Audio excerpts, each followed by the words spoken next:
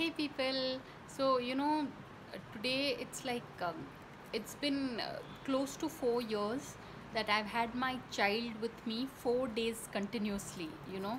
Um, so that's what today is the literally the last day, and my kid will be leaving in 4 hours from now. So I'm a bit low, yeah. Yeah, so that's what, keeping in mind this movie called Joker, which won an Oscar, is perfect.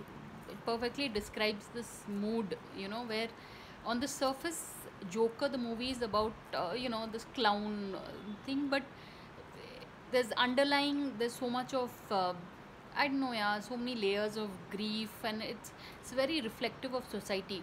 Honestly, a movie like Joker is something that,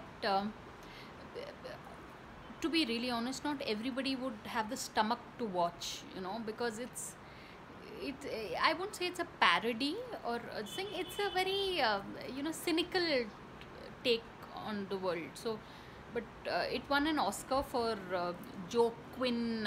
The he his his name is so complicated to pronounce, and he's a vegan actually. So anyway, you can catch this movie on Amazon Prime, and since it won an Oscar, you can tell, like, from the opening scene onwards, it is a special film.